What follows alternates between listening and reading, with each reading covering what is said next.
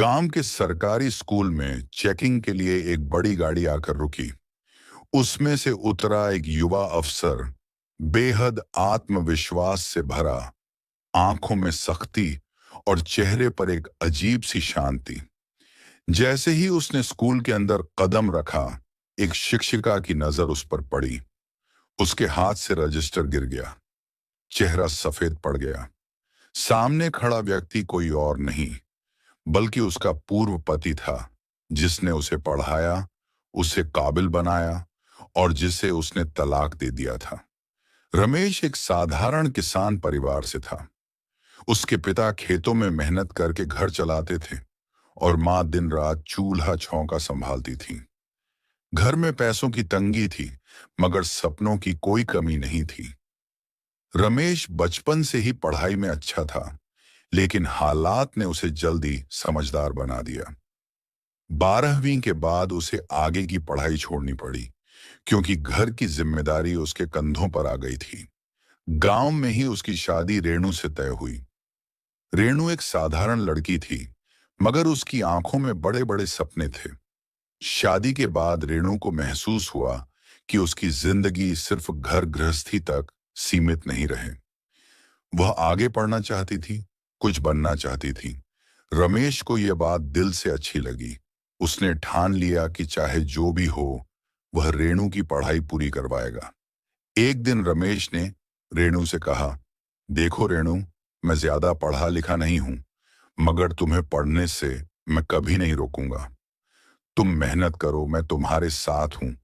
रेणु ने हिचकिचाते हुए कहा, लेकिन हमारे पास तो पैसे नहीं हैं ट्यूशन के लिए। रमेश ने कहा, मैं मजदूरी कर लूंगा, खेतों में काम कर लूंगा, लेकिन तुम्हारी पढ़ाई नहीं रुकेगी। रेणु की आंखों में आशा की चमक आ गई। अगले ही दिन से रमेश ने खेतों में ज्यादा मेहनत करनी शुरू कर दी। वह दिन भर खेतों में काम करता और रात को रेणु के साथ बैठकर उसकी किताबें पढ़ाता। कभी कभी गांव के मास्टर जी से मदद मांगता, तो कभी इंटरनेट से जानकारी इकट्ठा करता। शुरुआत में रेणु को पढ़ाई में दिक्कत हुई, मगर रमेश ने कभी हिम्मत नहीं हारी। वह उसे हौसला देता, हर गलती पर समझाता। जब परीक्षा का समय आया, तो रमेश ने अपनी कमाई से उसका फॉर्म भरवाया। परीक्षा के दिन भी आ गए और उस दिन रेणु बहुत घबराई हुई थी। उसने रमेश से कहा, मुझे डर लग रहा है, अगर मैं फेल हो गई तो? रमेश मुस्कुराया, तो फिर से कोशिश करेंगे, लेकिन अभी नाकामयाबी के बारे में मत सोचो, बस अपना पूरा जोर लगा दो। रेणु ने परीक्षा दी और कुछ महीनों बाद उसका रिजल्ट आया। उसने सरकारी टीचर की परीक्षा पास कर ली थी। गांव में मिठाइयां बंटी।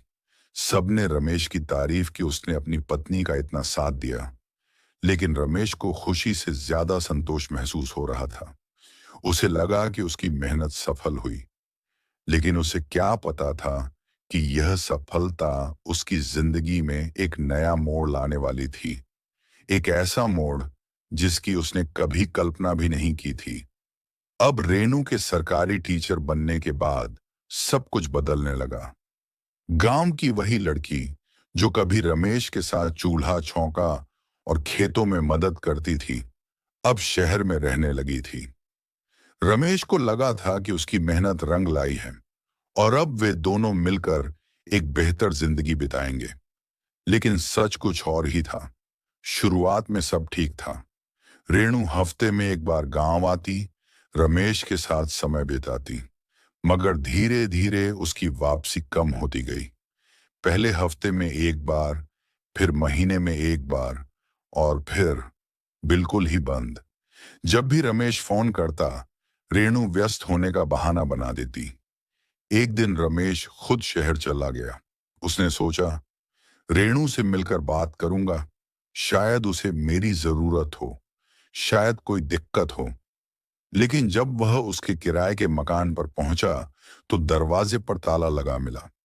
पड़ोसी से पूछने पर पता चला कि मैडम तो अब कभी कभी ही आती हैं, ज्यादातर टाइम तो अपने स्कूल के टीचर्स के साथ घूमती फिरती रहती हैं। रमेश को कुछ समझ नहीं आया। उसे भरोसा था कि रेणु उसके लिए ही मेहनत कर रही थी, मगर उसके बदलते व्यवहार ने उसकी रातों की नींद छीन ली। कुछ हफ्तों बाद रमेश को एक सरकारी नोटिस मिला। यह तलाक का नोटिस था। नोटिस पढ़ते ही उसकी आंखों के सामने अंधेरा छा गया। तलाक? लेकिन क्यों? उसने खुद से सवाल किया। वह सीधा रेणु के स्कूल पहुंचा और उससे मिलने की जिद करने लगा। जब रेणु आई तो उसकी आंखों में वो प्यार नहीं था जो कभी रमेश के लिए हुआ करता था, और बोली, रमेश, अब हमारी जिंदगी बहुत अलग हो चुकी है। मैं अब एक सरकारी टीचर हूं और तुम वही पुराने गांव वाले रमेश हो। मेरी लाइफ में अब तुम्हारी जगह नहीं रही। रमेश को यकीन नहीं हुआ कि ये वही रेणु थी जिसे उसने अपने हाथों से पढ़ाया था, जिसके लिए दिन रात मेहनत की थी। रमेश ने बोला, क्या तुम्हें मेरा साथ छोड़ने की इतनी जल्दी थी रेणु? हाँ, क्योंकि मैं अब अपने हिसाब से जीना चाहती हूँ, किसी की दया पर नहीं। रमेश ने कुछ नहीं कहा।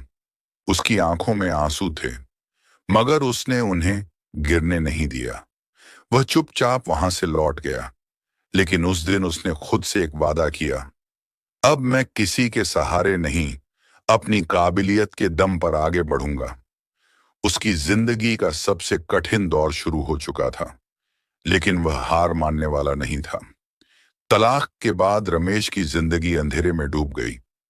जिस औरत के लिए उसने अपनी हर ख्वाहिश को कुर्बान कर दिया था, जिसने उसकी मेहनत और प्यार को ठुकरा दिया, उसके बिना जीने की आदत डालना आसान नहीं था।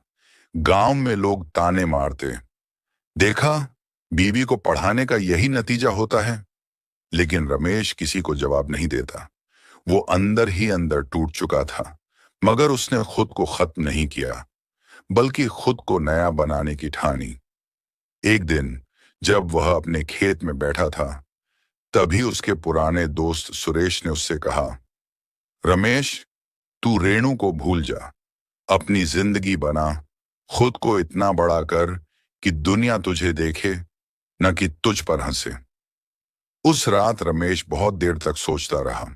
उसने खुद से सवाल किया, मैंने रेणु के लिए अपना सब कुछ दांव पर लगाया, लेकिन अब मैं खुद के लिए क्या कर रहा हूं? जवाब उसके अंदर ही था। उसे अपनी काबिलियत साबित करनी थी, खुद को किसी से कम नहीं दिखाना था। रमेश ने ठान लिया कि अब वह भी सरकारी अफसर बनेगा। लेकिन यह रास्ता आसान नहीं था। उसने पढ़ाई तो बहुत साल पहले छोड़ दी थी, अब फिर से किताबें उठाना आसान नहीं था। लेकिन उसने हिम्मत नहीं हारी। सुबह वह खेतों में काम करता, दोपहर में मजदूरी करता और रात में लालटेन जलाकर पढ़ाई करता। कई बार उसकी आंखें भारी हो जाती, लेकिन वह खुद को झकझोरता और दोबारा किताब खोल लेता। कई बार भूखा सोता, मगर किताबों से दूरी नहीं बनाई। गांव वाले उसका मजाक उड़ाते, अब इस उम्र में पढ़कर अफसर बनेगा। लेकिन रमेश ने किसी की परवाह नहीं की। पहली बार जब उसने परीक्षा दी तो असफल हो गया। उसका दिल टूटा, लेकिन उसने हार नहीं मानी। उसने खुद से कहा, मैं तब तक नहीं रुकूंगा जब तक खुद को साबित न कर लूं। और फिर से मेहनत, फिर से कोशिश। दूसरी बार भी असफलता मिली, लेकिन इस बार उसने और ज्यादा मेहनत की। दिन रात सिर्फ एक ही सपना आंखों में था, एक दिन मैं भी सरकारी अफसर बनूंगा। और आखिरकार वह दिन आ ही गया। तीसरी बार में रमेश का चयन एसडीएम, उप जिलाधिकारी के पद पर हो गया। जब रिजल्ट आया तो उसकी आंखों में आंसू थे, लेकिन इस बार यह आंसू दर्द के नहीं, जीत के थे। अब मैं सिर्फ रमेश नहीं, एसडीएम रमेश हूं, वह खुद से बुदबुदाया। गांव में जब यह खबर पहुंची तो वही लोग जो कभी ताने मारते थे, अब बधाइयां देने आए। लेकिन रमेश के मन में अब किसी के लिए गुस्सा नहीं था। उसने अपने संघर्ष के दिनों को याद किया और मुस्कुराया। अब उसकी जिंदगी एक नए मुकाम पर थी, और जल्द ही वह उस मुकाम पर पहुंचने वाला था जहां तकदीर उसे एक बड़े इम्तिहान से गुजारने वाली थी। एक दिन गर्मी की सुबह सरकारी गाड़ी एक गांव के स्कूल के सामने आकर रुकी। चारों ओर हलचल मच गई। एसडीएम साहब निरीक्षण के लिए आए हैं। स्कूल का स्टाफ हड़बड़ा गया। सब अपनी अपनी फाइलें और रिकॉर्ड संभालने में लग गए। गाड़ी का दरवाजा खुला और उसमें से एक सख्त चेहरे वाला अफसर उतरा। वही रमेश जो कभी इस स्कूल के बाहर घंटों खड़ा होकर अपनी पत्नी के सामने गिड़गिड़ाया हुआ था, आज अफसर बनकर उसी स्कूल का निरीक्षण करने आया था। हॉल में सभी शिक्षक कतार में खड़े थे। अचानक एक चेहरा देखकर रमेश ठिठक गया। वह रेणु थी, जो कभी उसकी पत्नी थी, जिसने उसे ठुकरा दिया था। रेणु की आंखें चौड़ी हो गईं। उसके हाथ से रजिस्टर गिर पड़ा। उसे यकीन नहीं हो रहा था कि जिस आदमी को वह कभी साधारण गांव वाला समझकर छोड़ आई थी, वह आज एसडीएम बनकर उसके सामने खड़ा था। रमेश की नजरें ठंडी थीं। उसमें न प्यार था न नफरत, सिर्फ एक अफसर की सख्ती। उसने स्टाफ की ओर देखा और कहा, विद्यालय की व्यवस्था संतोषजनक नहीं है। शिक्षकों की कार्यशैली में सुधार की आवश्यकता है। रेणु ने हिम्मत जुटाकर धीरे से कहा, रमेश। रमेश ने उसकी तरफ देखा, लेकिन उसकी आंखों में कोई भाव नहीं थे। वह आगे बढ़ा और रिपोर्ट पर दस्तखत करके गाड़ी की ओर बढ़ गया। रेणु वहीं खड़ी रही। उसकी आंखों में पछतावे के आंसू थे।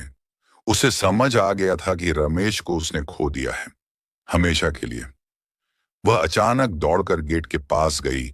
तब तक गाड़ी आगे बढ़ चुकी थी और रमेश के चेहरे पर हल्की मुस्कान थी।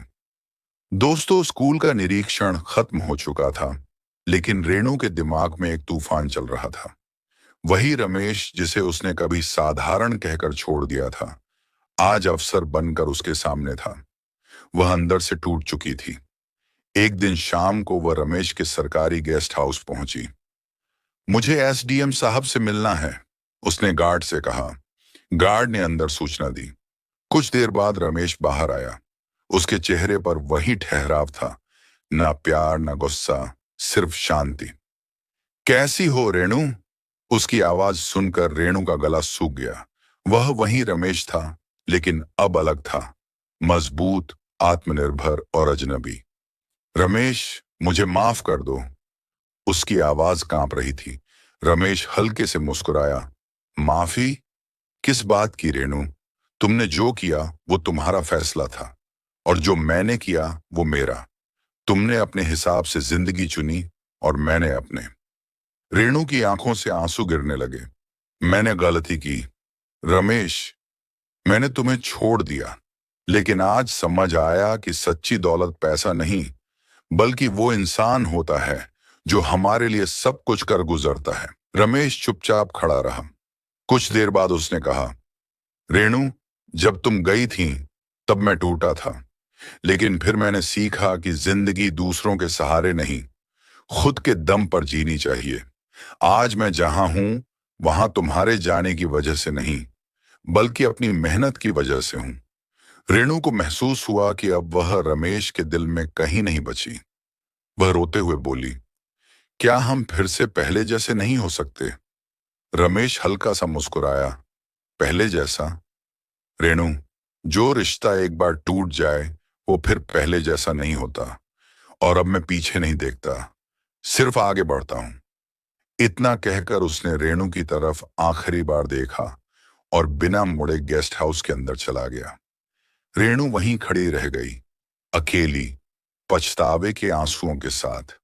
रमेश के लिए यह बदले की जीत नहीं थी, बल्कि अपनी तकदीर खुद लिखने की सबसे बड़ी कामयाबी थी। यही सब सोचते हुए वह भारी कदमों से घर की ओर लौटने लगी।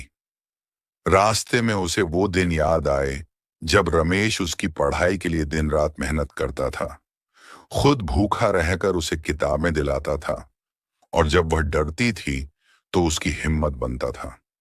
उसे एहसास हुआ कि जिस आदमी को वह कभी साधारण समझकर छोड़ आई थी, वही उसकी असली ताकत था। लेकिन अब बहुत देर हो चुकी थी। रात को गेस्ट हाउस की बालकनी में खड़ा रमेश शहर की चमचमाती रोशनी को देख रहा था। आज उसने खुद को मुकम्मल महसूस किया। ये जीत किसी को हराने की नहीं थी, ये खुद को साबित करने की जीत थी। उसने अपनी आंखें बंद की, गहरी सांस ली और खुद से कहा, अब सफर यहीं खत्म नहीं होता, अभी और आगे बढ़ना है। उसने अपना फोन उठाया, अपने अगले ट्रांसफर की फाइल देखी और मुस्कुराया। दोस्तों, कुछ लोग हमारे साथ चलते हैं, कुछ हमें छोड़कर चले जाते हैं, लेकिन जो अपनी तकदीर खुद लिखता है, उसे किसी के साथ या सहारे की जरूरत नहीं होती।